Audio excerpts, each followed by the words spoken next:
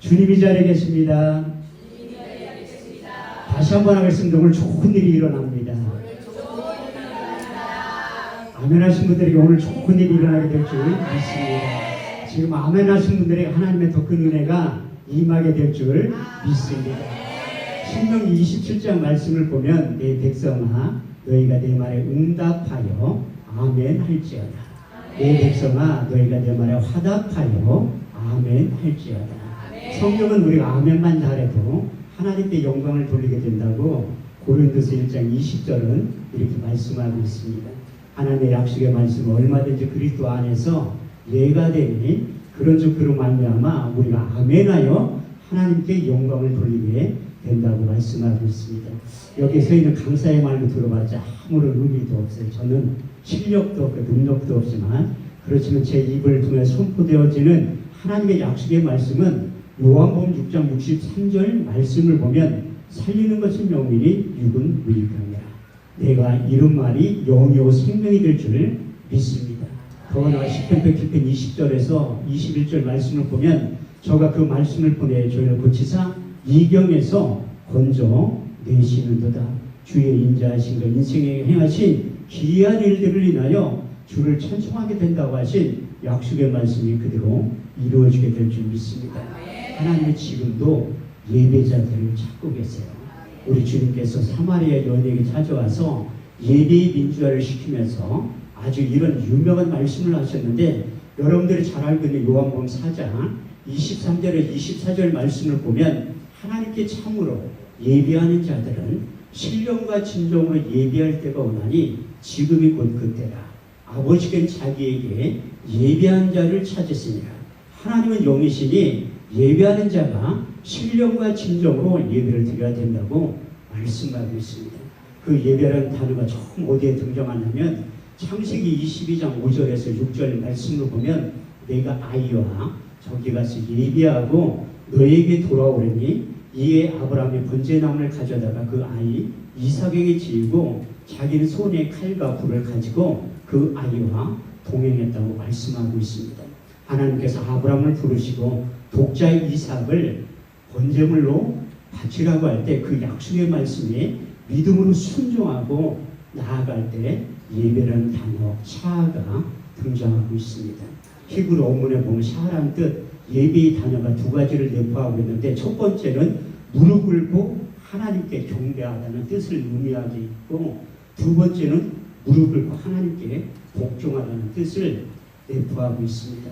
하나님께서 아브라함 부르시고 독자 이삭을 번제물로 드리라고 할 때 그 약속의 말씀을 믿음으로 복종하고 순종하고 또 이삭은 그 아비의 말에 믿음으로 묵묵히 따라갈 때 그 기막힌 풍경이 성경은 예배의 시작이라고 말씀하고 있습니다.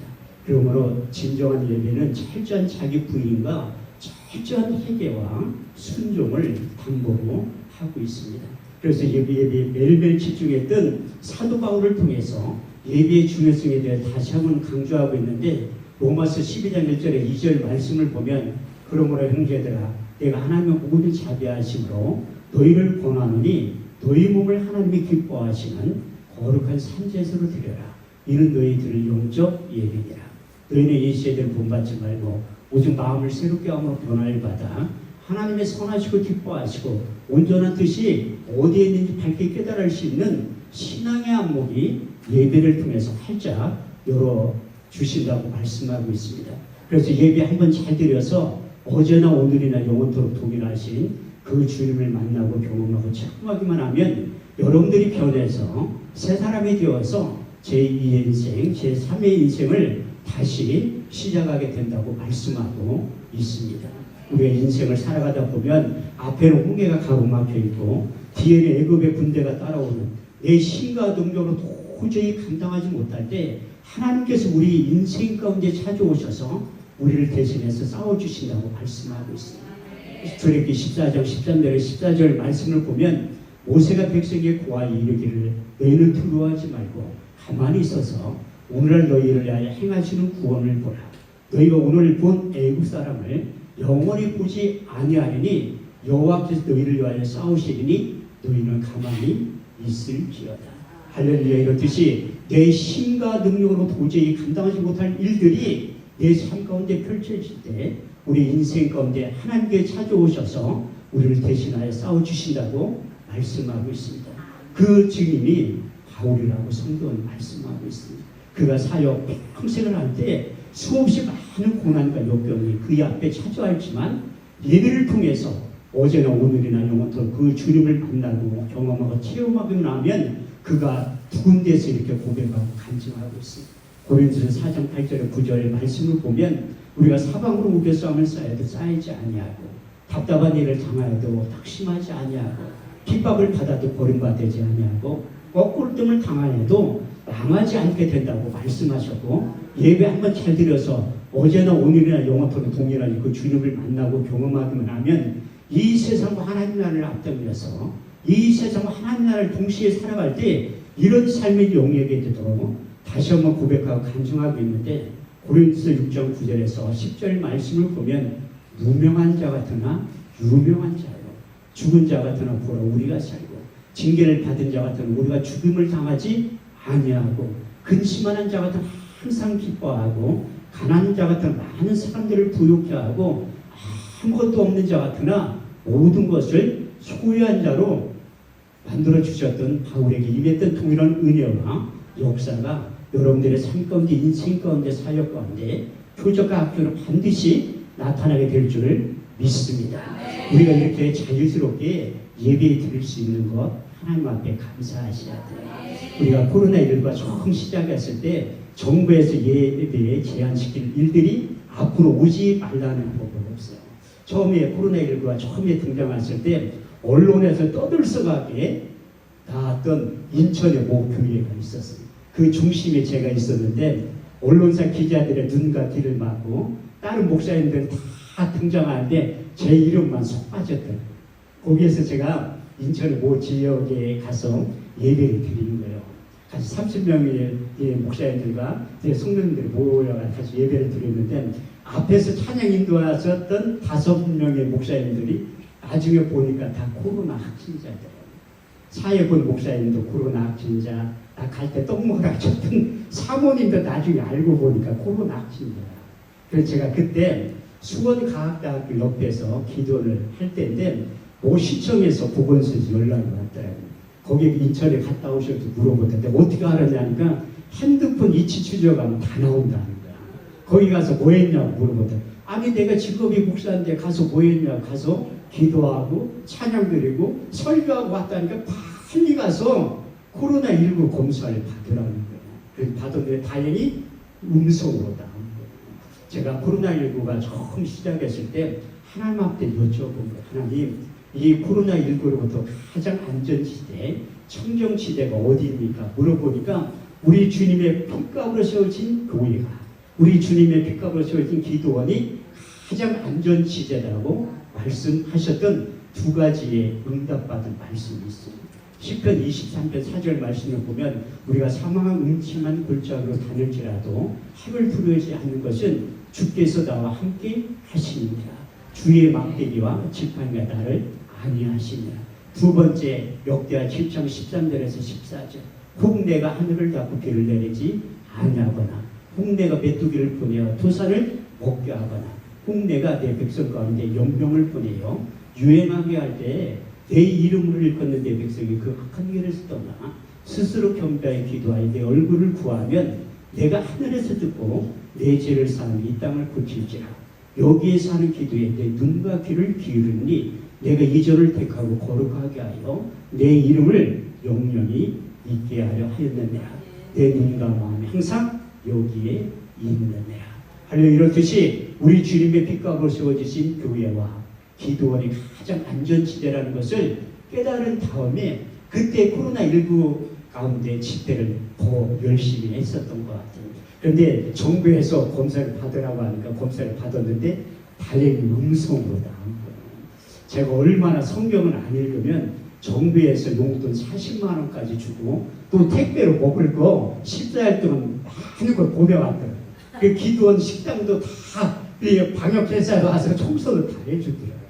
그때 제가 14일 동안 자가격리 하면서 할 수 있는 방법이 성경 읽는 것 외에는 없더라고요. 그래서 하루에 20시간씩 읽으니까 14일 동안 성경 일독을 하고 복음서까지 읽게 되더라고요. 그때 다시 한번 성경을 자세히 읽어보기 시작하는 거예요. 이사야 34장 16절 말씀을 보면 너희는 여호와의 책을 자세히 읽어보라. 이것이 하나도 빠진 것이 없고 짝이 없는 것이 없으리니 이는 여호와의 입이 이를 명하셨고 그의 신이 이것들을 모으셨느니라. 그래서 성경을 자세히 읽다 보니까 요한복음 5장 39절 말씀을 육의 신비의 일마로 다가오기 시작하더라고요. 너희가 성경에서 영생을 얻는 줄 생각하고 이 성경을 상고하거나 이 성경이 내게 대하여 증거하느니라. 요한복음 20장 31절 말씀을 보니까 성경을 기록한 목적에 대해 자세히 말씀하고 있습니다.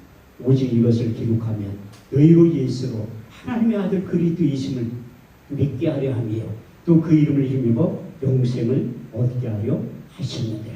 그래서 창세기부터 요한계시록까지 읽다 보니까 성경은 다 예수님에 대해서 기록되어 있대요. 구약 성경은 오실 예수님에 대해서, 신약 성경은 오신 예수님에 대해서, 요한계시록은 다시 오실 예수님에 대해서 기록되어 있더라고요. 그래서 예수님의 제자인 사도 요한을 통해서 이제 요한일서 1장 1절 2절 말씀을 통해서 태초의 생명의 말씀에 관하여는 우리가 귀로 들은 바요 눈으로 본 바 주목하고 손으로 만진 바라. 이 영원한 생명에 나타나신 바 된 자니라. 우리가 이 영원한 생명을 보았고 증거하여 너에게 전하노니 아버지와 함께 계시다가 우리에게 나타나신 바 된 그분이 예수님이라고 말씀하고 있습니다. 사도 바울도 로마서 1장 1절의 4절 말씀을 통해서 그리스도의 종 바울은 사도로 부르심을 받아 하나님의 아들로 인하여 특정함을 입었으니 이 복음은 하나님이 그의 아들에 관하여 성경에 선지자들로 말미암아 미리 약속하신 것이라. 이 아들로 말하면 육신을 든 타인의 혈통으로 나셨고 성결의 영으로 죽은 자 가운데 부활하여 하나님의 아들로 인정되신 바 된 그분이 예수님이라고 말씀하고 있습니다. 우리 주님께서도 이제 40일 동안 이 땅에 부활의 몸과 육신의 몸을 가지고 계시며 여러 말씀을 하셨지만 그 중에 한 가지가 이제 누가복음 24장 44절 말씀을 통해서 또 이르시되 내가 너희와 함께 있을 때 너희에게 말한 바 곧 모세의 율법과 선지자의 글과 시편의 나에 대해서 기록된 일들이 이루어져야 한 말이 이것이라 하시고 우리 주님께서도 구약 성경을 통해서 나에 대해서 말씀이 육신되어 나타날 나에 대해서 예언했다고 말씀하고 있습니다. 그래서 우리가 구약 성경을 자세히 읽어보면 말씀이 육신되어 오신 예수님에 대해서 약 300번에 걸쳐서 예언의 말씀이 기록되어 있는데 그 대표적인 선지자가 누구인가 하면 이사야 선지자의 입술을 통해서 3번에 걸쳐서 말씀이 육신되어 오신 예수님에 대해서 기록되어 있습니다. 첫 번째 이사야 7장 14절 주께서 친히 칭조로 너에게 주실 것이요 보라 처녀가 잉태하여 아들을 낳을 것이요 그 이름을 임마누엘이라 하리라. 그 예수의 오심과 존재에 대해서 두 번째 이사야 9장 6절 말씀을 보면 한 아이가 우리에게서 나고 한 아들을 우리에게 주신 바 되었는데 그 어깨에 정사를 메었고 그 이름은 기묘자라 무사라 전능하신 하나님이라 영존하신 아버지라 평강의 왕이라 할 것이니라. 마지막 세 번째 예언의 말씀이 그 예수가 인류의 대속물로 나타나서 십자가에 죽으신가 그 가정과 이유에 대해서 이사야 53장 1절에 6절은 이렇게 말씀하고 있습니다. 우리의 전하는 것을 누가 믿으느냐 여호와의 팔이 네게 나타나면요 그는 주 앞에서 자라나기를 연한 순 가지고 마른 땅에 낳은 죽비 같아서 고운 모양도 없고 풍채도 없은즉 우리 보기에 흠모할 만한 아름다운 것이 없도다. 그는 멸시를 받아서 사람에게 실어버린 바 되었으며 간구를 많이 겪었으며 질고를 아는 자라. 마치 얼굴을 가리우고 사람을 바라보지 않음을 받는 자 같아서 멸시를 당하였고 우리도 그를 기이지 여기지 아니하였도다. 그는 실로 우리의 질고를 지고 우리의 슬픔을 당하였거늘 우리는 생각하기를 그는 징벌을 받아서 하나님께 맞으며 고난을 당한다 하였노라. 그가 찔림은 우리의 허물을 인하며 그가 상함은 우리의 죄악을 인하니라. 그가 징계를 받음으로 우리가 평을 누리고 그가 채찍에 맞음으로 너희가 나음을 입었도다. 우리는 다 양 같아서 그를 행하여 각기 제 길로 갔거늘 여호와께서 우리의 무리의 죄악을 그에게 담당시키셨도다. 이사야 선지자의 입술을 통해 3번에 걸쳐서 말씀이 육신에 오신 예수님에 대해서 여호와의 말씀을 하셨고, 미가서 5장 2절 말씀을 보면 베들레헴 에브라다야 너는 유다 족속 중에 작을지라도 이스라엘 다스릴 자가 내게서 내게로 나올 것이라. 그의 근본은 상고의 태초이니라고 말씀하고 있습니다. 이렇듯이 성경 전체를 통해 예언했던 31,173절은 하나님의 때에 하나님의 방법으로 반드시 나타나게 된다고 말씀하고 있습니다. 시편 89편 34절 말씀을 보면 내 언약을 파하지 아니하고 내 입술에 댄 것도 변치 아니하리라. 여러분들이 잘 알고 있는 민수기 23장 19절 말씀을 보면 여호와의 인생이 아니시 거짓말을 하지 아니하시고 인자가 아니시 후회가 없으시도다. 어째 말씀하신 말을 행치 아니하시고 하신 말씀을 실행치 아니하시라. 이렇듯이 이사야 선지자의 입술을 통해 선포되었던 하나님의 약속의 말씀이 700년이 지나서 나타나기 시작합니다. 그 직전에 천사를 통해서 말씀이 육신에 오신 예수님에 대해서 다시 한번 예언하고 있습니다. 12월 달에 되면 목사님들이 가장 이 말씀을 인용해서 설교를 많이 하십니다. 누가복음 2장 12절에서 14절. 오늘날 너희를 위하여 다시의 종류에 너희를 위하여 구주가 나섰으니 곧 예수 그리스도라. 너희는 가서 강보에서 구해 누인 아기를 보리니 이것이 너희에 대한 표적이라. 호련히 호단 천군이 천사와 함께 있어 하나님을 찬송하여 가로되 지극히 높은 것은 하나님께 영광이요 땅에서 기뻐하시는 사람들의 평화라고 말씀하고 있습니다. 그래서 그 하나님의 약속의 말씀이 나타나기 시작하는 부분에 대해서 여러분들이 잘 알고 있는 마태복음 1장 18절에서 23절은 예수님의 출생의 비밀에 대해서 이렇게 말씀하고 있습니다. 예수 그리스도의 나심은 이러하니라. 그 모친 마리아가 요셉과 종으로 동거하기 전에 성령으로 잉태된 것이 나타났더니 그 남편 요셉은 의로운 사람이라. 저를 드러내지 않고 가만히 끊고자 생각할 때에 주의 사자가 현몽하여 가로되 다윗의 자손 요셉아 내 아내 데려오기를 무서워 말라. 그의 잉태된 것은 성령으로 된 것이라. 아들을 낳으니 그 이름을 예수라 하라. 이는 자기 백성을 저희 죄에서 구원할 자이심이라. 이 모든 일에 된 것은 선지자로 하신 말씀을 오늘과 같이 이루려 하시니라. 볼지어다 처녀가 잉태하여 아들을 낳을 것이요 그 이름을 임마누엘이라 하리라 하셨으니 이를 번역한 하나님이 우리와 함께 하셨느니라. 예수 자기 백성을 저희 죄에서 구원할 그분이 오셔서 그 이름을 믿기만 하면 영접하기만 하면 하나님의 자녀가 되는 권세를 우리에게 주셨다고 말씀하고 있습니다. 요한복음 1장 12절에 13절 말씀을 보면 영접하는 자 곧 그 이름을 믿는 자들 하나님의 자녀가 되는 권세를 주셨으니 이는 혈통으로 있거나 사람의 뜻으로 난 것이 아니요 하나님께로부터 다시 태어난 자들이라고 말씀하고 있습니다. 그런데 경계의 말씀도 덧붙여서 말씀하고 있는데 사도행전 4장 12절 말씀을 보면 다른 이는 구원을 얻을 수 없나니 천하 인간에게 구원을 얻을 만한 이름을 우리에게 주신 일이 없다고 말씀하고 있습니다. 우리 주님께서도 요한복음 14장 6절 말씀을 통해서 내가 곧 길이요 진리요 생명이니 나로 말미암지 않은 것은 아버지께로 올 자가 아무도 없다고 말씀하고 있습니다. 우리 주님께서도 말씀이 육신에 이 땅에 오셔서 제자들이 이끌고 이제 이스라엘 북쪽에 있는 갈사라 필리포 지방에 가서 사람들이 인자를 누구를 아냐 이렇게 질문을 던졌을 때 더러운 세례 요한, 엘리야, 예레미야 선지자 중에 하나이다. 그러면 너희는 나를 누구를 아냐? 그때 베드로가 정확하게 신앙 고백을 한 거예요. 주는 그릇이 도시요 살아계신 하나님의 아들입니다. 바요나 시모나 내가 복이 있도록 이를 알게 하니는 내 효력이 아니요 하늘에 계신 내 아버지께서 알게 해주셨다고 말씀하고 있습니다. 사도 바울도 1차, 2차, 3차 전도회를 마치고 부지런히 십자가의 복음을 전하고 증거할 때 사람들이 입으로 시인하고 고백하는데 그게 결코 쉬운 일이 아니라고 말씀하고 있습니다. 로마서 10장 9절에 10절 말씀을 보면 내가 만일 내 입으로 예수를 주로 시인하며 하나님께 죽은 자 가운데 살리신 것을 내 마음에 믿으면 구원을 얻으리니 사람이 마음으로 믿어 의에 이르고 입으로 시인하여 구원에 이르게 된다고 말씀하고 있습니다. 그런데 고린도서 12장 3절 말씀을 보면 사도 바울이 3차 전도회를 마치고 로마서와 고린도 전서를 기록했는데 그때 하나님의 영으로 말하는 자는 예수를 저주할 자를 하지 아니하고 성령으로 아니하고는 예수를 주로 시인할 수 없다고 말씀하고 있습니다. 이렇듯이 그 주님께서 저희 인생 가운데 오늘날 찾아오신 거예요. 제가 대전 고향인데 고등학교 2학년 때 1년 선배 형이 우리 교실에 찾아와가지고 오늘 학교 수업 끝나면 나하고 어디 갈 데가 있다고 하더라고요. 내가 형 어디가 그랬더니 잔말 말고 따라오라는. 저는 두드러 맞을 때 이게 끌려간 것이 대전 신흥동에 있는 모 장로교회에 간 거예요.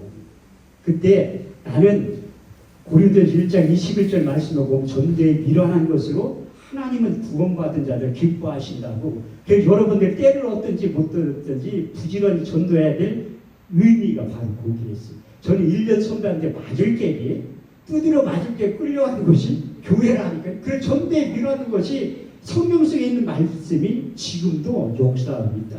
그 교회 딱 처음에 갔는데 이상하게 라디오나 텔레비에서 듣지 못한 유행가를 부르고 있더라. 그게 나중에 알고 보니까 찬송가야.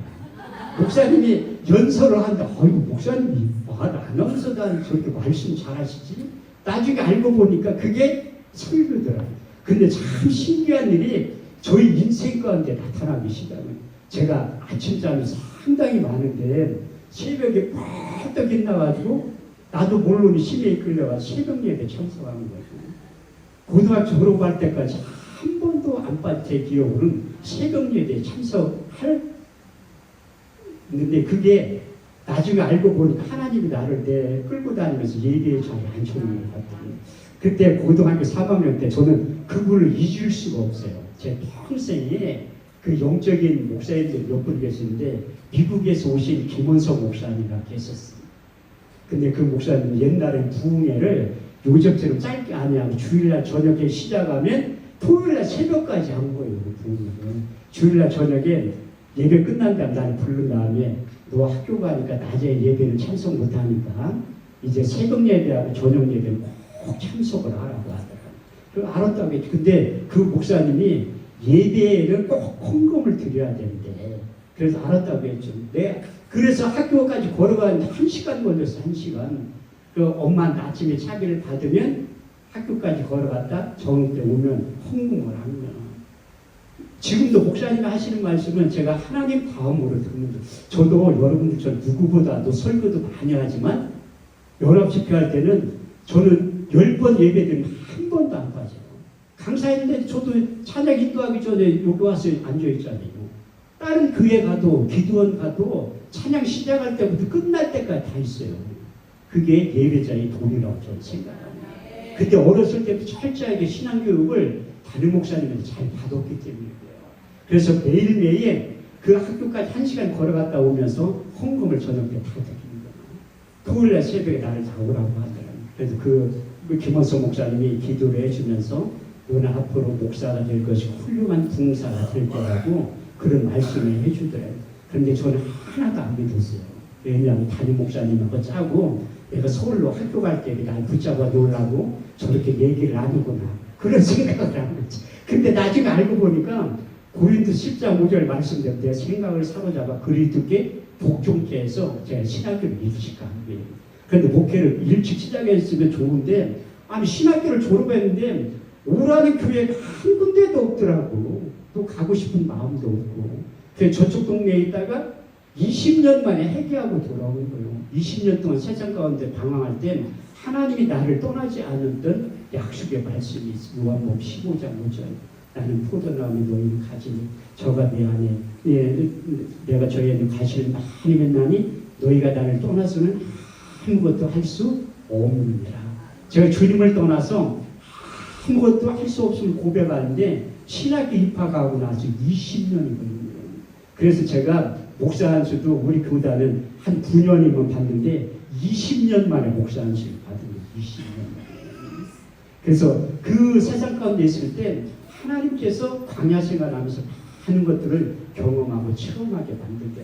그래서 회개하고 돌아와서 이제 그 교회를 개척하려고 했는데 돈 좀 있을 때 교회를 개척하면 얼마나 좋아. 물질이 깨끗할 때 하나님 개척하기를 원하시네. 물질이 깨끗한 게 뭐냐면 돈이 한 푼도 없다는 거예요. 오히려 편하대. 돈이 없으니까 사람을 의지하지 않고 쳐다볼 수 있는 것은 위에밖에 없어. 하나님밖에. 그래서 매일매일 기도하다 보니까 이제 응답이 떨어져요. 그런데 저도 지금도 착각을 많이 해요. 목사지만 착각을 많이 해요. 저도 그때 회개하고 돌아왔을 때 제 나름대로 인물되지 실력되지 능력되지 하나님은 반드시 서울 한복판인 압구정동이나 청담동에서 교회를 개척시켜 줄 줄 알았지. 웬걸 이사야 55장 8절의 9절 말씀을 보면 내 생각은 너의 생각과 다르며 내 길은 너의 길과 달라서 하늘이 땅보다 높은 같이 내 생각은 너희 생각보다 높으니라. 그래서 분당에 15년 살았거든요. 지금의 태평사도 그렇게 못 사는 동네가 있는지조차도 몰랐는데 하나님 거기에서 교회를 개척하기를 원한 거예요. 그래서 교회를 개척했는데 뭐 부교육자 경험도 하나도 없잖아. 이거 뭐 할 줄 아니까 하나도 없는데 제가 교회를 계약하러 다 올라갔는데 어떤 할머니가 내려오는 거예요. 후임으로 오는 목사님이냐고.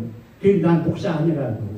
우리 교단은 강도사 제도가 없어요. 장로교회 많이 나서. 전도사 다음에 그 다음에 목사하면서 받은 저희 전도사 때 교회를 개척했거든요. 후임으로 오는 목사님, 나 목사 아니고 전도사라니까 그 할머니가 저에게 내일부터 새벽 예배 드려요 물어보더라고. 나도 얼떨결에 이해했어요. 예. 그 할머니 한 사람 때문에 분당 정자동에서 4시에 일어나서 온 거예요. 아니 2시에 자는데 4시에 일어나려니까 엄청 힘들더라고. 우리 집사람이 일찍 일어나야 되는데 새벽잠이 나보다 더 많으니 그래서 파지 못해 4시에 일어나고 할머니를 혼자 놓고 새벽 예배를 드리기 시작하는 거예요. 그런데 하나님은 그 영혼이 너무나 소중한 거예요. 계속 예배를 드리다 보니까 고기 안에 살이 붙기 시작하더라고요. 그래서 하다 보니까 금방 교회가 부흥될 것 같으면 안 되더라고요. 제가 주변에 있는 목사님들 보니까 내가 교회 개척하면 3년이면 1000명 될 것 같더라고. 목사님들 목회를 왜 이렇게 못해? 내가 하면 1000명 금방 될 것 같더라고. 3년이면. 근데 한 달 만에 이 세상에서 가장 빠른 새를 발견했어요. 그게 월세야, 월세. 주일날 4번 예배 드리면 교회 임대료 내야지, 가스비 다 내야 되잖아요.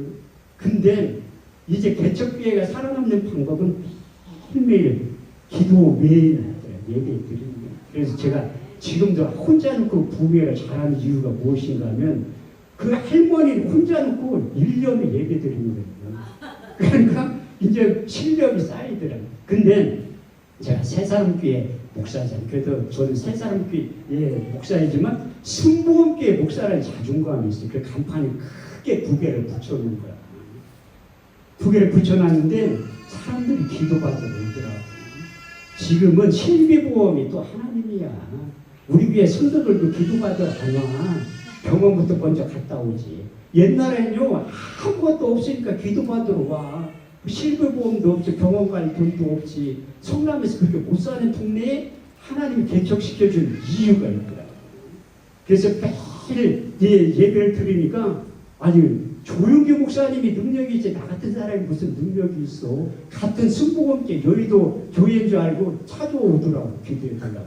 근데 저희 사역 가운데 성경에 써있잖아. 마가복음 16장 17절에 18절 믿는 자들의 이름 표적이 따르리니 저희가 내 이름으로 귀신을 쫓아내며 새 방울을 말하면 병을 죽으며 무슨 독을 마실 자 해를 받지 않은 병든 사람을 손을 얹은즉 나으리라.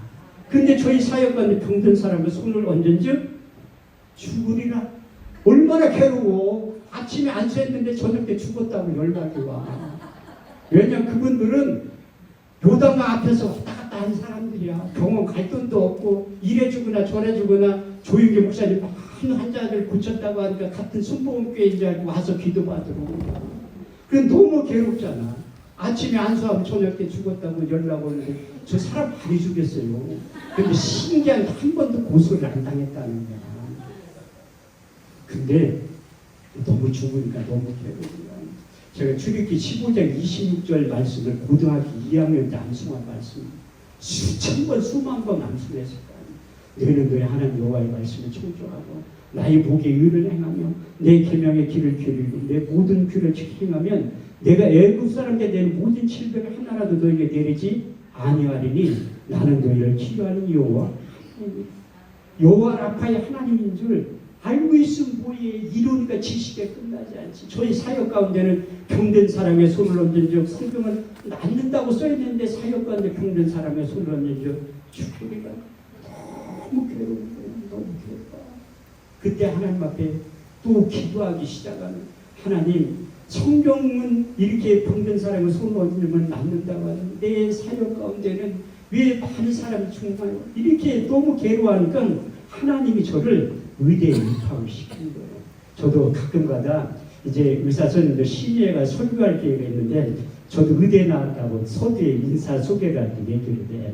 우리나라에 가장 좋은 의대 출신이냐면 설교 끝나면 물어봐. 학교 어디 나왔냐? 서울대 나왔냐? 연세대는 고려대나? 그보다 훨씬 좋은 의대 출신이라고. 그럼 자꾸 물어봐. 유학 갔다 왔냐? 나 유학 갔다 온 적도 없고. 그래서 자꾸 학교를 물어보더라. 나는 사람이 만든 의대 출신이 아니라 예수님이 만든 천국병 의대 출신이라고 얘기하면 무서워. 아니, 목사의 자존감이 있잖아요. 너 예수님이 제자들을 부른 다음에 천국병원 의대에 입학시킨 다음에 의사 면허도 다 나눠도 돼. 그 얘기를 한 다음에. 원래는 이 설교 안 하려고 했는데 여기 보니까 환자들이 많이 계시는 분들이 많다. 육신적으로 아프고 마음이 아픈 분들도 상당히 많이 계시다. 그래서 내가 왜 천국병원 의대에 하나님이 입학시켜서 아무것도 병든 사람을 손을 얹으면 죽어나가던 그것이 변하여 살게 되더라고요. 그래서 천국병원 의대에 입학시킨 다음에 신부전증 할머니를 우리 교회에 보낸 거예요. 신부전증 할머니를. 그래서 내가 하도 안수하면 죽으니까 안수를 못해. 좀 떨어져서 이렇게 기도를 했거든요. 근데 그 할머니가 오랜만에 새신자가 온 거야. 그 안수하면 죽으면 어떻게 오랜만에 새신자가 오는데. 그래서 무슨 병이냐면 신부전증 환자라 이제 이 성남에서 개포동까지 투석을 일주일에 3번 받으러 간다고 하더라고요. 3시간 반에서 4시간. 그러면 할머니 새벽 예배 끝나면 오셔야 내가 모셔다 드릴게. 아니, 목사님 바쁜데 어떻게 나를 태워다 줄 수? 나 하나도 안 바빠요. 신방을 가고 싶어도 신방 받을 사람이 있어야지. 집사람하고 딸하고 할머니 한 명밖에 없는데 하나도 안 바쁘다고. 그래서 내가 그걸 모시고 가면 그 병원 앞에서 3시간 반에 4시간 기다리는 초라한 내 모습을 본 거야. 내가 순복음교회 목사인데 아직까지 한 사람도 못 고쳐가지고 이렇게 초라한 모습을 갖고 있는데, 그래서 성경을 또 새롭게 읽기 시작하는 거예요. 마태복음 읽다 보니까 마태복음 4장 23절에 24절 말씀을 보면 예수님의 3대 사역이 기록돼. 가르치고 고치시고 전파하셨다. 예수께서 온 갈릴리에 두루다니사 저희 해당에 천국 복음을 전파하세. 백성 중에 모든 병과 모든 약한 것 고치셨으니 그의 소문이 온 이스라엘에 퍼진지라. 백성들이 모든 앓는 자, 곧 각색병과 고통에 걸린 자, 간질한 자, 귀신 들린 자, 충풍병자를 데려오니 거기서 다 고치셨다고 말씀하고 있습니다. 우리 주님께서 모든 병과 모든 약한 것을 다 고치셨다고 말씀하고 있습니다. 그 고쳤던 이유가 무엇인가 하면 마태복음 8장 17절에 18절 말씀에 자세히 기록되어 있습니다. 예수께서 말씀으로 더러운 귀신을 쫓아내며 모든 병과 모든 약한 것 고치셨으니 이는 이사야로 하신 말씀에 우리 연약한 것 신이 담당하시고 병을 짊어지셨다 함을 이루려 하셨는데, 그 이사야 53장 1절에서 6절 말씀을 보면 우리의 전한 것을 누가 믿었느냐? 여호와의 팔이 네게 나타나느냐? 그는 주 앞에서 자라나기를 연한 순 같고 마른 땅을 낳은 줄기 같아서 고운 모양도 없고 풍채도 없은즉 우리 보기에 흠모할 만한 아름다운 것이 없도다. 그는 멸시를 받아서 사람에게 실어버린 바 되었으며 간구를 많이 겪었으며 질고를 아는 자라. 마치 얼굴 가리우고 사람을 바라보지 않음을 받는 자 같아서 멸시를 당하였고 우리도 그를 비히 여기지 아니하였도다. 그는 실로 우리의 질고를 지고 우리의 슬픔을 당하였거늘 우리는 생각하기를 그는 징벌을 받아서 하나님께 맞으며 고난을 당한다 하였노라.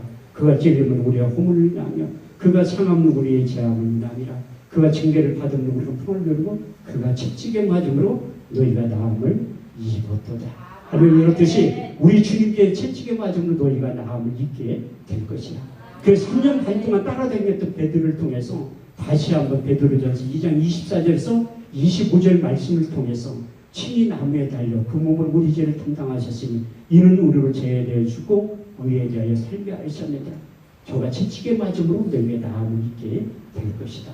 우리 주님께서 제자들 이끌어 다니면서 몸소 시범을 보여주신 거예요. 모든 병과 모든 약한 것을 고친 다음에 제자들에게 의사면을 드디어 나눠주기 시작하거든요. 마태복음 10장 1절 말씀을 보면 예수께서 12제자를 부르시며 더러운 귀신을 쫓아내며 모든 병과 모든 약한 것을 고칠 수 있는 능력을 주셨다고 말씀하고 있습니다. 그 다음에 우리 주님께서 마지막 공생의 사역을 시작하실 때 마지막으로 제자를 부른다는 이런 말씀을 하시고 요한복음 14장 12절 내가 진실로 진실로 너희에게 이르노니 나를 믿는 자는 나의 하는 일을 저도 알 것이요 또한 이보다 큰 것도 아니니 이는 내가 아버지께로 가니라. 그 약속의 말씀이 이루어지기 위해서 이제 제자들에게 병 고칠 수 있는 의사면을 다 나눠주고 이제 승천하기 직전에도 다시 한번 못 믿으니까 제자들이 이런 당대의 말씀을 하십니다. 믿는 자들에게는 이런 표적이 따르리니 저희가 내 이름으로 귀신을 쫓아내며 새 방언을 말하며 뱀을 집으며 무슨 독을 마실 자를 해를 받지 아니하며 병든 사람의 손을 얹은즉 나으리라. 그 약속의 말씀이 지금도 유효하게 됩니다. 제가 볼 때는 이 무주 지역에 병원이 다 없어질 것 같아요. 대전에 왜 병원이 충대에 병원이 없어질 것 같은 예감이 지나면 우리 원장님을 통해 수없이 많은 자들을 고칠 것 같은 감동이 오는 거예요. 제가 어제 저녁에 왔는데 이게 꼭 맞는 것도 아니지만 틀리지도 않아. 이 힐링타운을 하나님이 이런 방도로 인도하신다. 저에게만 가르쳐 준 거예요. 세 가지의 말씀이. 첫 번째가 역대 6장 20절. 주께서 전에 말씀하시기를 내 이름을 거기 두리라 하시고 이것을 향하여 주야로 주의 눈을 보옵시니 종들이 이것을 향하여 비는 기도를 들어 응답하시나니.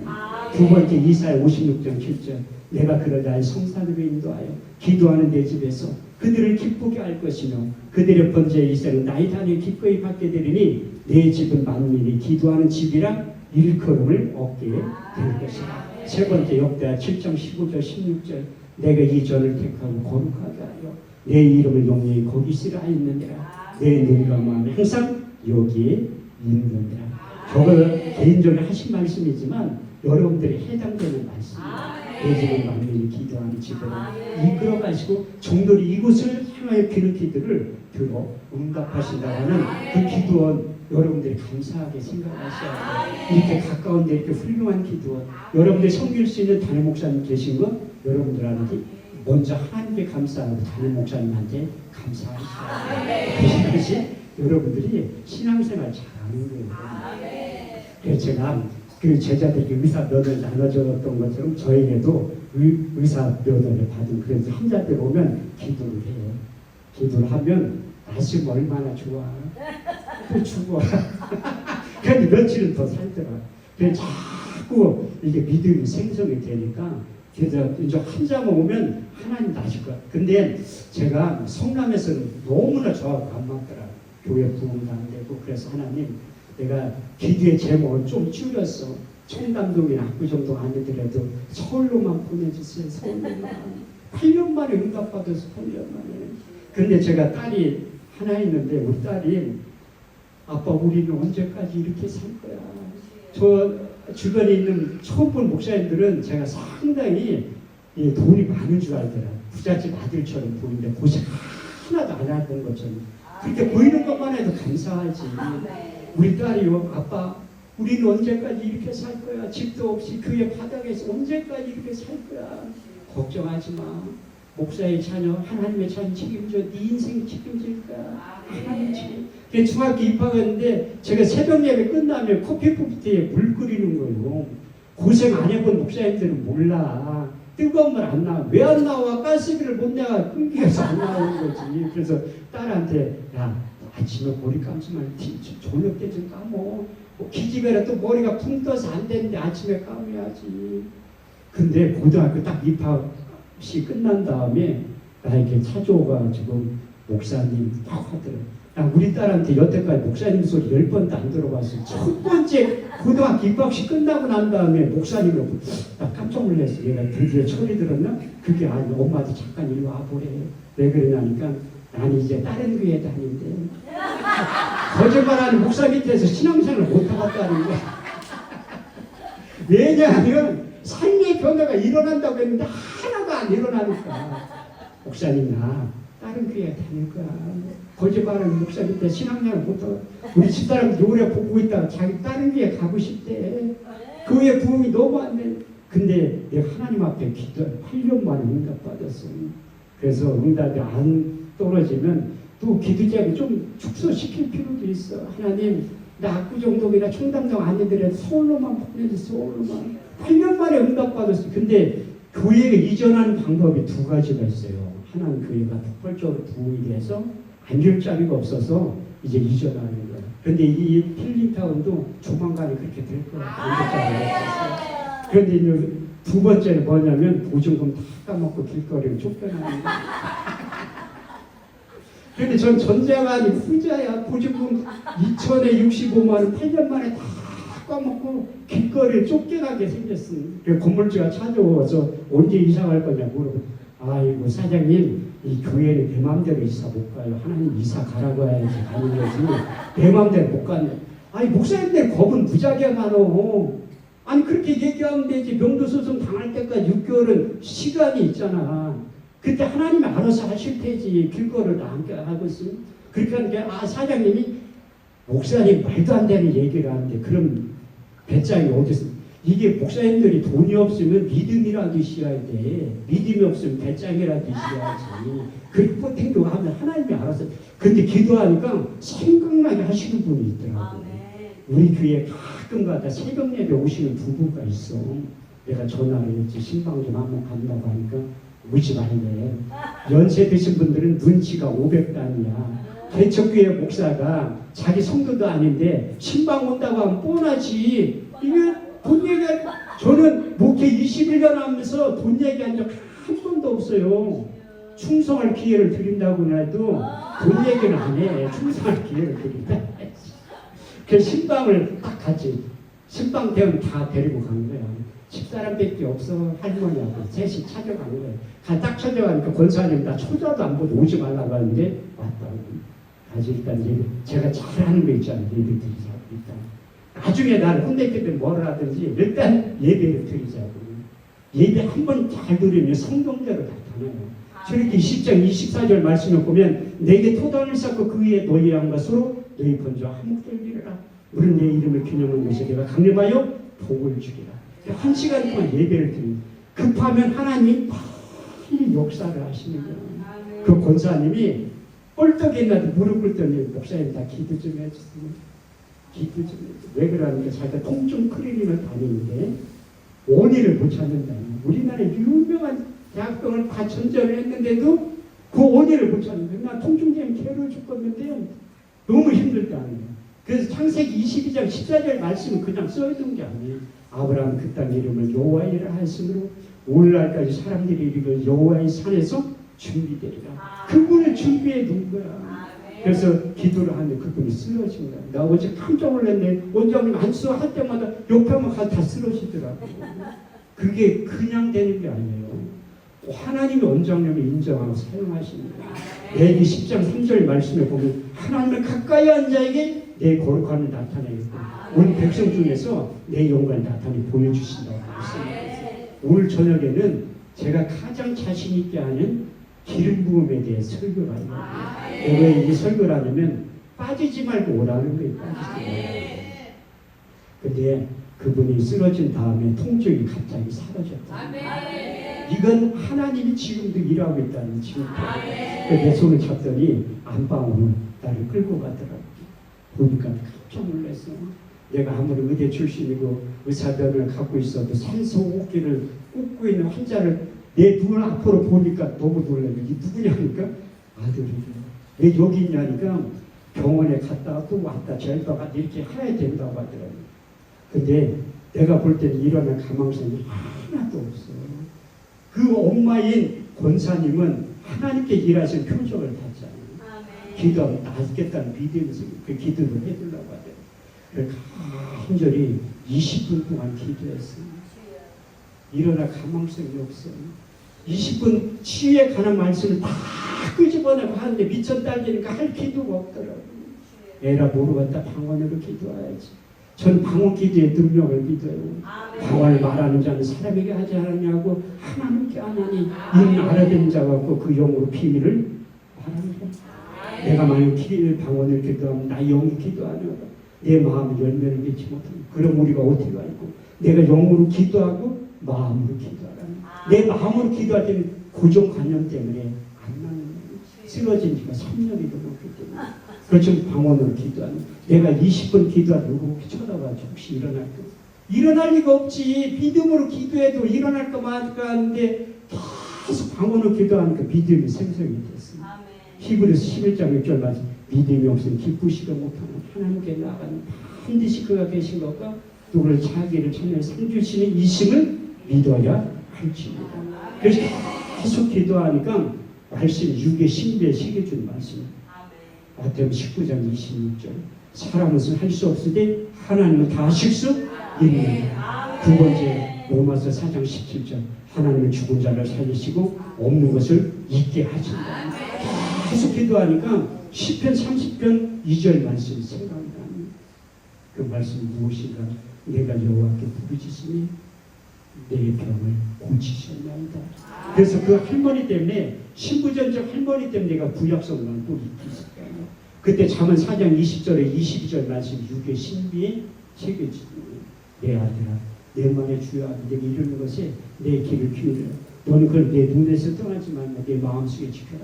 그것을 얻는 자 생명이 되는 온 육체의 건강이 됩니다. 그 건강이 히브리 원문에 보면 약이라는 다시 말해서 하나님의 약속의 말씀이 약의 역할을 한다. 그래서 저는 10편 107편 19절 21절 말씀을 확실히 믿는 저가 근심 중에 여호와께 부르짖으네 그 고통 가운데 구원하시되 저가 그 말씀을 보내 저희를 고치사 이경에서 건져 내시는구나. 주의 임재하시고 인생에 행하신 기이한 일들이 인하여 주를 찬송하게 될 것이라. 그 약속의 말씀이 확실히 믿음으로 다가오니까 저도 깜짝 놀랐어요. 그 환자가 일어났어요.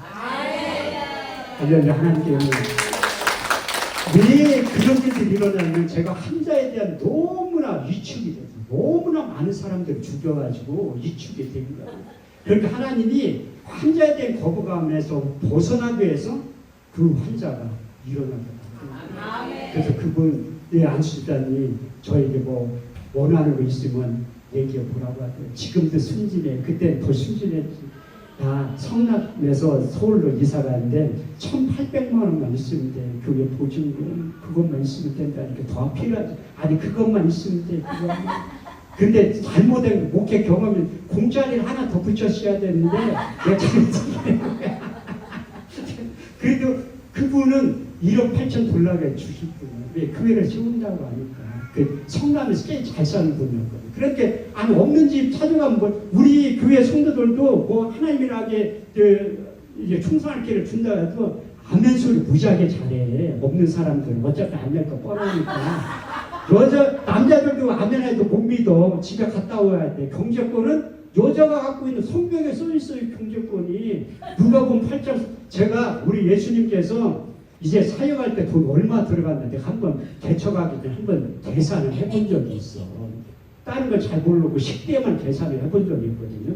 3년 반 동안 13명의 남자들이 먹여야 될 거 아니야. 지금으로 말하면 김밥 천국에 가서 1,000원짜리 김밥 한 줄만 사다 먹어도 한 끼에 13,000원이에요. 그거 한 달이면 돈이 얼마인데 3년 해봐. 거의 5천만 원. 누군가는 냈어. 해답이 누가복음 8장 3절에 써있지. 그때 헤롯의 총기 구사의 아내 요한나 수산나 많은 여자들이 자기의 소유로 예수님을 섬겼다고.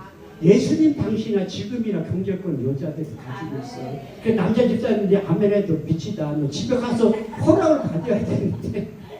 그래서 하나님이 그 집사님을 통해서 서울로 이전하게 만듭니다. 그 수없이 많은 일들은 끝나고 제가 그 광고지를 우리 원장에 보내는데 신봉사가 눈 떴다. 그 시간이면 그 감정을 도와야지.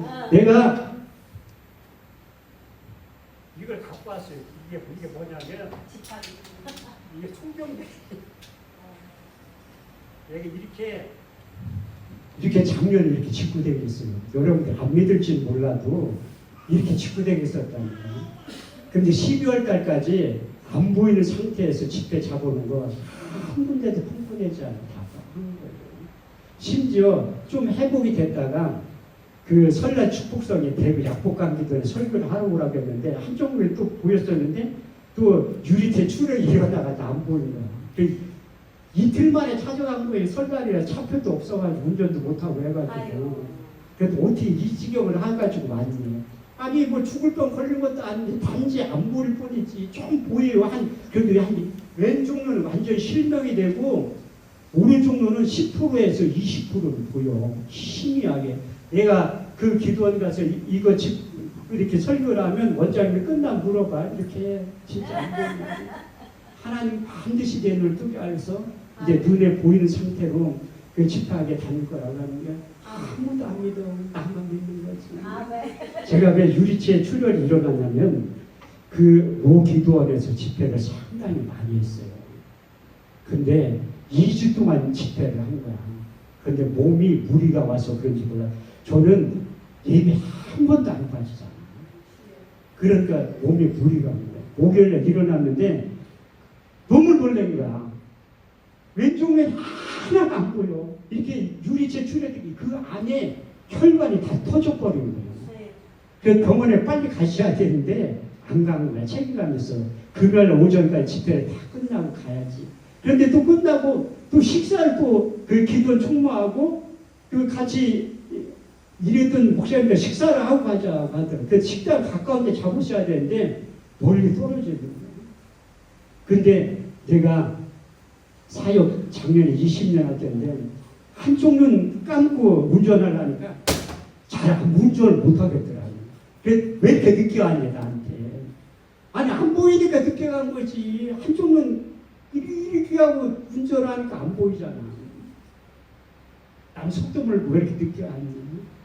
그런데 병원 월요일날 가니까 의사 선생님이 뭐라고 하더라고요. 이 지경이 됐는데 지금 어떻게 이게 다 얼룩져가지고 어떻게 할 수 있는 방법이 없다고 하더라고요. 좀 기다려. 또 그 눈 초음파를 해보더니 망막이 박리게 했대.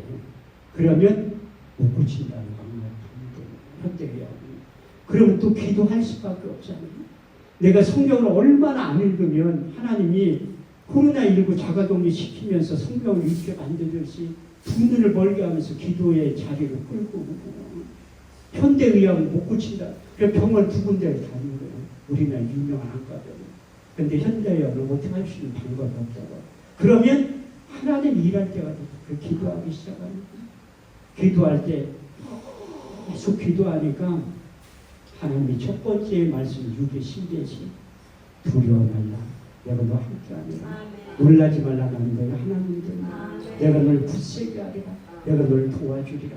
정의 나의 오른손으로 너를 붙잡아주리라. 기도하니까 믿음이 생성이 생겨. 히브리서 11장 6절 믿음이 없으니 기쁘시고 못하나니 하나님께 나는 반드시 그가 계신 것과 또 자기를 찾는 데가 상주신 이심을 믿어야 할지니라. 계속해서 또 기도를 하니까 이사야 35장 5절 말씀이 6의 신비. 그때 소금이 달릴 것이며 기모가리 기가 열릴 것이며 그때 조는 자들이 사슴같이 뛸 것이며 공원의 효는 노래하게 될 것이며. 제가 실망했다는 소리를 듣고 주변에 있는 목사님들이 신방화 산 얘기가 나한테 자기 아는 분들도 당뇨 합병증으로 소경된 분들이 많대. 아니 나는 이 두렵고 떨려 죽겠는데 나한테 그런 얘기를 뭘로 해. 뭐 소경됐다는 얘기 그 이루의 말. 그런데 내 소리로 이루의 말이 아니라 빨리 소경됐으면 좋겠어. 그렇게 들리더라고요. 너무 연약합니다. 그래서 계속 기도할 때 저는 기도를 많이 하는 목사는 아니에요. 꾸준히는 하지. 꾸준히는. 그때 처음으로 이렇게 인생 가운데 하루에 10시간씩 기도하는. 왜? 할 수 있는 방법이 없잖아요. 그 기도 제목도 비사용도 하나도 없어. 딱 두 마디. 하나님 나 좀 살려주세요. 하나님 나 좀 살려주세요. 하나님 내 눈을 열어서 보게 해주세요. 내 눈을 열어서 보게. 그렇게 10시간씩 기도하는 거예요. 그때 믿음이 생성이 되면 세 번째 세계 말씀이 있습니다. 요한복음 9장 7절. 너는 실로암 못에 가서 씻으라 하시니 이를 번역한즉 보내심을 받았다 하는 뜻이라. 이에 씻고 밝은 눈으로 왔더라. 그래가지고 내가 좀 이제 병원을 한번 옮겨봐야 되겠다. 그래서 딸한테 우리나라에 실로암 들어간 안과병을 한번 찾아보라고 했어요. 그 등촌동에 있다는 게 등촌동에. 그래서 내가 거기를 간 거야. 아니 목사님이 우리 교회 놀러 다니 태우고 한번 가보자 했더니 실로암 안과병 지하로 딱 들어가는데 이게 20% 왼쪽 면은 아예 안 보이고 여기 20% 보이던 눈마저 안 보이는 거야. 아 이상하다. 왜 성경은 실로암에서 가서 씻으면 낫는다고 내가 잘못 찾아왔나? 밝은 안과병원으로 가야 되는데 내 실로암병원을 잘못 찾았나? 그래서 그래도 같이 간 목사님 내 손을 붙잡고 가서 검사를 열내가지고 하는 거야. 열내가지고 눈 초음파 거기서도 하면서도 망막이 박리된 것 같아. 같이 갔던 목사님이 더 놀래. 우리 단체에 11년 동안 같이 일하는 사무총장. 그만큼 나를 아끼고 사랑하니까 그런 마음이 나보다 더 놀라니까. 나는 이게 다른 대학교를 들었잖아. 망막이 박리됐다고. 그래서 어떻게 할 수 있는 방법이 없고 기다려보라고. 그 검사를 다 한 거예요. 그래서 이제 열흘 있다가 검사 결과를 보러 오라고 하더라고요. 혼자 간 거야. 근데 갑자기 전철을 타려고 하는데 안 보여. 이게 지팡이를 가지고 가셔야 되는데 안 가지고 안 보여. 그래서 내가 그걸 전철 탄 데까지 데려다 주고 이렇게 하니까 다 피하더라고. 그래서 어떤 청년이 오더니 선생님 진짜 안 보이냐고 그러는데 안 보인다고. 그랬더니 그분이 나를 손 잡고 탁 따졌어. 병원까지 데려다 줬지 전철타고서. 이렇게 하는데 이제 수술을 해도 별 의미가 없다고 하더라고요. 망막이 박리돼서. 그런데 한번 해보자고 하더라고요. 그 3시간 반에서 4시간을 해야 되는데 전신마취하고 난 전신마취 안 한다고 했지. 몸이 너무 안 좋아서 요단강 건너갈 것 같더라고. 전신마취 안 하고 하는 방법 있냐니까 부분마취 하는 방법도 있대. 그럼 그렇게라도 한번 해보자고 하자. 그 수술 날짜를 잡고 있는데 이제 의사 선생님이 내 눈에다 대고 기도를 하더라고요. 하나님, 내가 수술하지만 하나님의 도우심이 필요합니다. 역세. 그런데 이게 하나님 일하실 것 같은 감동이 확 드는 거예요. 그런데 30분 만에 수술이 끝난 거예요. 난 또 들은 게 있잖아. 암 수술할 때도 개복해가지고 다 전이 되면 그냥 배를 닫거든요. 내 눈도 해봤자 별 볼 일 없구나. 그랬더니 물어봐서 걱정돼. 왜 이렇게 빨리 끝나니까 안구를 열어보니까 너무 좋다니까. 그래가지고 이 안대를 붙여놨거든요. 붙여놨어. 그런데 병실이 없어가지고 딸이 옆에 호텔 잡아준 거야. 지금 오지 말고 있으라고 하는데 가까운데 지금 무리하면 안 되니까. 그런데 그 다음날 딱 가는데 내가 밤새도록 하나님 앞에 기도해 줄 거야. 그 시간이 너무 긴 거야. 근데 4번째 기도할 때 받은 응답 있잖아요. 10편 119편 50절. 그 말씀이 되게 곤란 중에 이르라. 그 말씀이 너를 살리셨나이다. 5번째 저가 근심 중에 여호와께 부르짖으며 그 고통까지 구원하시되 저가 그 말씀을 보내 저를 고치사 이경에서 건져 내시는도다. 주의 인자하신가 인생에 행하신 귀한 일들을 위한 주를 찬송하게 된다고 하신 그 일들이 내 앞에 이루어지게 될 것이다. 그러면서 제가 철저히 회개를 하는 거예요. 하나님, 왜 갑자기 내 눈을 멀게 하셨습니까? 물어보니까 저는 믿음이 있다고 착각했던 목사 중에 한 사람이에요. 근데 내가 믿음이 있었던 게 다 엉터리라는 깨달음이. 하나님이 작년부터 한월산 기도원 대성전 집회를 하라고 하는 거예요. 그래서 우리 단체 내 혼자의 힘으로 못해서 우리나라 가장 큰 단체하고 손잡하려는 그분들이 갑자기 한다고 하더 안 한다고 하더라고요. 그런데 하나님이 작년에도 그 기도원에서 개인 집회를 3번을 하는 거예요. 연합 집회를 4번을 하고 계속해서 하라고 하는데 난 너무나 감사해요. 왜? 돈도 없고 사람 통하는 능력도 없고. 그러니까 하나님이 내 눈을 멀게 하는 거예요. 그 깨달음 주는 건 첫 번째 고린도 13장 5절. 너희가 믿음이 있는가? 너희 자신을 시험하고 확증하는 거예요. 두 번째, 순종이 제사보다 낫고 듣는 것이 수양의 기름보다 나아요. 세 번째, 로마서 14장 23절. 믿음으로 주체 행하지 않는 게 죄라는 거. 그래서 하나님이 연약한 저를 불러서 그 일을 하기를 원하시는데 왜 내가 방수하실까? 내가 하나님 앞에 또 얘기를 했지. 하나님, 나 눈 뜨게 해주면 내가 할게요. 눈 뜨게 해주면. 눈 뜨게 해주면 할게요. 그래서 하나님이 눈을 뜨게 해주면. 그래서 딱 했는데 그 일이